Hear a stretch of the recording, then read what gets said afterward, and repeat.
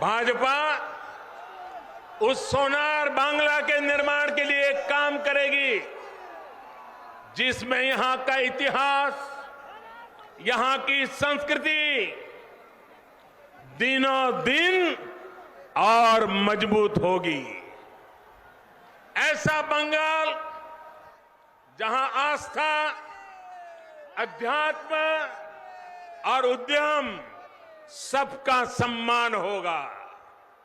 ऐसा बंगाल जहां विकास सभी का होगा, तुष्टीकरण किसी का नहीं होगा। बंगाल में निवेश के लिए उत्साह की कमी नहीं है। मुसीबत है सरकार ने जो माहौल बनाया है, कट कट कट का जो कल्चर बनाया है, सिंडिकेट के हवाले बंगाल दे दिया है, उसी के कारण ये माहौल बिगड़ता गया है। बंगाल के लोग वोट बैंक की राजनीति के लिए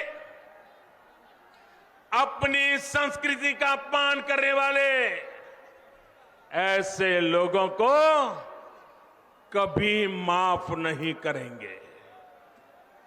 आज मैं बंगाल के लोगों को ये विश्वास दिलाता हूं, जब बंगाल में भाजपा की सरकार बनेगी तो हर बंगालवासी अपनी संस्कृति का गौरवगान पूरी ताकत और हिम्मत के साथ कर सकेगा।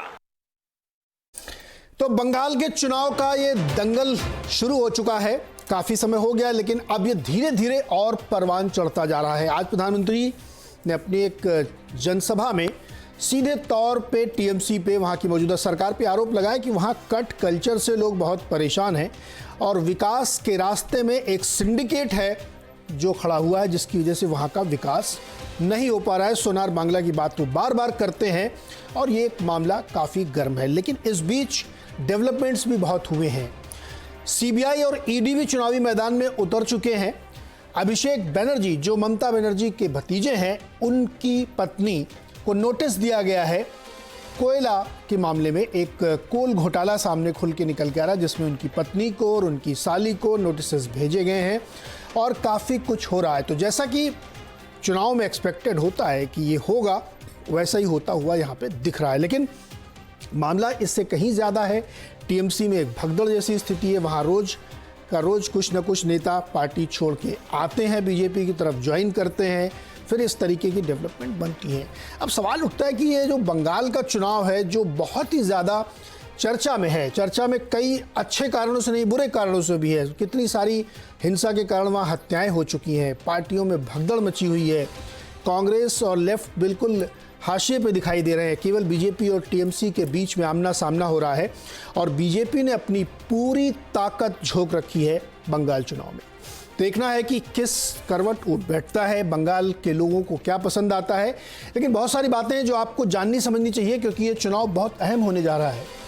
किसान नेता भी वहाँ प्रचार करने के लिए जाने की बातें कह चुके हैं। तो कई तरीके से विपक्ष एकजुट होके वहाँ कुछ क्या कर पाता है, नहीं कर पाता, इन्हीं सब पर आज बातचीत करेंगे। हमारे साथ जो मेहमान उनसे आपको परिचय करा दे, तौसीफ अहमद खान है जो टीएमसी के समर्थक हैं और टीएमसी का पक्ष हमारे बीच में रखेंगे।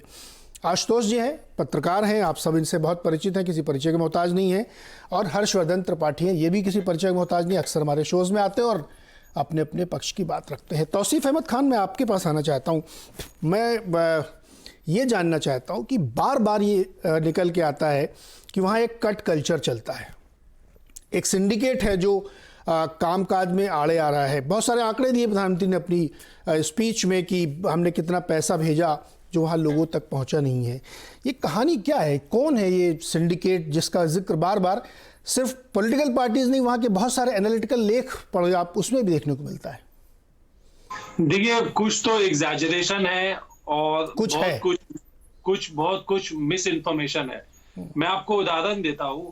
अभी हाल में union home minister Amit Shah ji ने कहा कि मोदी जी ने बंगाल में 3,59,000 करोड़ रुपए दिया है और इसके जवाब में जो बंगाल के फाइनेंस मिनिस्टर है अमित मित्रा जी ने कहा है कि ये झूठ बात है।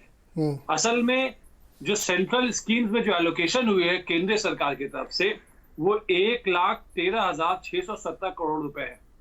और उन्होंने चैलेंज दिया है, बंगाल के फाइनेंस मिनिस्टर ने चैलेंज दिया है home minister, union home minister को कि आप मुझसे डिबेट कीजिए कि ये जो आंकड़ा आप बता रहे हैं 3,59,000 करोड़ रुपए का, ये आपको कहां से मिलता है।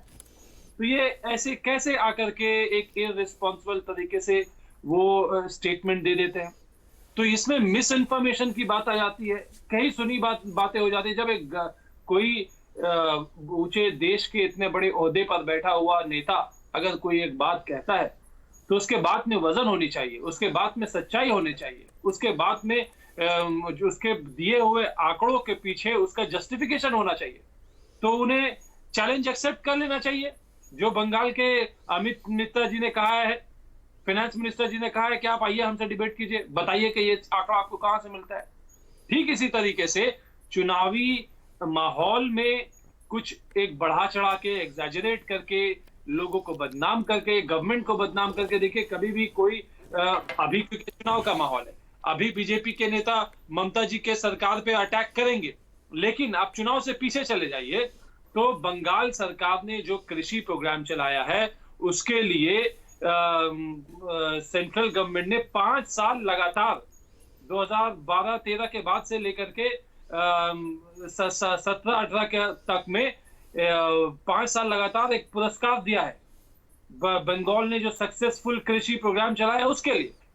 तो वहां तो ये सरकार में पुरस्कार देते हैं अच्छा प्रोग्राम चलाने के लिए, लेकिन क्योंकि चुनाव का माहौल है उन्हें आलोचना करना है, उन्हें एक माहौल ऐसा खराब, एक ऐसा माहौल पैदा करना है जिससे कि लोग ये समझे कि नहीं ममता सरकार गलत है और बीजेपी सरकार सही है। तौसीफ, आप कह रहे हैं कि ममता सरकार ने बहुत काम किया है, आंकड़े उनकी गवाही देते हैं, चुनौती दे रहे हैं, फिर आपकी पार्टी में इतनी भगदड़ क्यों मची हुई है? लोग क्यों छोड़ छोड़ के भाग रहे हैं? विधायकों के अंदर इतना डर क्यों है कि ये पार्टी हारने वाली, यहां से निकल लेना चाहिए? नहीं, देखिए जरूरी नहीं है कि हर वो लीडर जो छोड़ करके तृणमूल बीजेपी ज्वाइन किया है उनको ये लग रहा है कि बीजेपी की सरकार बन जाएगी। तो क्यों छोड़ रहे हैं वो? अब बहुत सारे, कोई भी व्यक्ति है उसका एक एम्बिशन हो सकता है, किसी के मन में होगा कि हम चीफ मिनिस्टर बने, हम डिप्टी चीफ मिनिस्टर बने, या कोई जो अगर कोई मंत्री नहीं है तो उसे लगता होगा कि मुझे मंत्री पद मिलना चाहिए, या अगर कोई एमएलए नहीं है तो उसे लगता होगा कि, या अगर कोई आज एमएलए है उसको लगता होगा कि इस साल मुझे एमएलए का टिकट नहीं मिलने वाला है। तो यही तो बात मैं कह रहा हूं ना कि एक दो लोगों की बात नहीं ना, तो सिर्फ कई पूरी झड़ी लगी हुई है, रोज खबरें सुनाई देती हैं, आपके राज्यसभा के सांसद राज्यसभा के अंदर इस्तीफा दे देते हैं। ये इतनी हल्की बात थोड़ी कि किसी को लग रहा है कि मैं कहीं और जाऊंगा, क्या मिल जाएगा। बीजेपी में तो इतने नेता हो गए कि समझ में नहीं आ रहा किसको क्या मिलेगा। शुभेंदु सरकार तो अच्छी पोजीशन में थे आपके यहाँ, वो क्यों भाग गए? देखिए लगभग 8-10 लोग हैं जो पार्टी छोड़कर गए, उसमें देखिए सिर्फ एक ही नाम थोड़ा सा इंपॉर्टेंट रहता है, वो है शुभेंदु अधिकारी का। हाँ, शुभेंदु अधिकारी का। जी, शुभेंदु अधिकारी भी इंपॉर्टेंट कब थे? जब वो ममता बनर्जी के बैनर में थे। अब ममता बनर्जी के बैनर बाहर उनकी क्या महत्व है, वो कितना मास वोट ले पाएंगे, ये तो चुनाव तय करेगा, आने वाला चुनाव तय करेगा। लेकिन शुभेंदु अधिकारी के अलावा अगर आप कोई भी नाम को देख लेंगे वो इतना इंपॉर्टेंट नहीं है। अच्छा, तौसीफ आपने बताया नहीं कि सिंडिकेट क्या है, कौन है सिंडिकेट? देखिए अगर सिंडिकेट का बात, दिनेश त्रिवेदी ने कहा है कि कुछ लोग हैं जो अब रास्ते में आके खड़े हो गए हैं, वहां काम करना मुश्किल है, वहां सिर्फ उनके भतीजे की सुनी जाती है और एक बाहरी व्यक्ति आके बता रहा है कि पार्टी कैसे चलेगी।